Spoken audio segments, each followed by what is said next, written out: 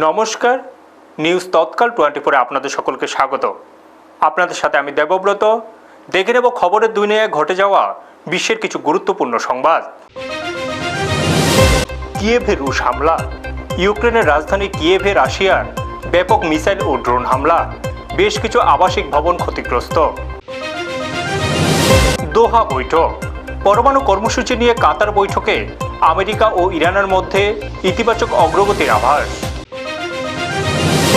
ট্রাম্পের ক্রিপ্টো আয়, 2025 সালে ক্রিপ্টোকারেন্সি ব্যবসা থেকে ডোনাল্ড ট্রাম্প ও তার পরিবারের $1.2 বিলিয়ন আয়।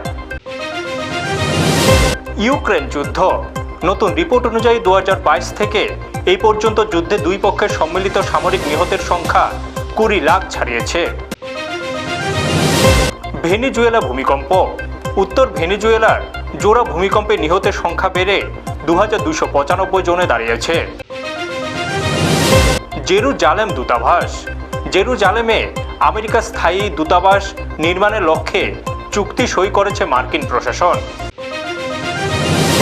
নর্ড স্ট্রিম তদন্ত, পাইপলাইন বিস্ফোরণ মামলায় এক ইউক্রেনীয় নাগরিকের বিরুদ্ধে জার্মানির আনুষ্ঠানিক চার্জশিট দাখিল। চীনের নতুন আইন, বিদেশি বিনিয়োগের ক্ষেত্রে নাগরিকদের জন্য কঠোর জাতীয় নিরাপত্তা বিধিমালা জারি করল চীন। আলিবাবাকে জরিমানা, অবৈধ পণ্য আমদানি রোধে ব্যর্থ হওয়ায় আলিবাবাকে $600 মিলিয়ন জরিমানা করল আমেরিকা।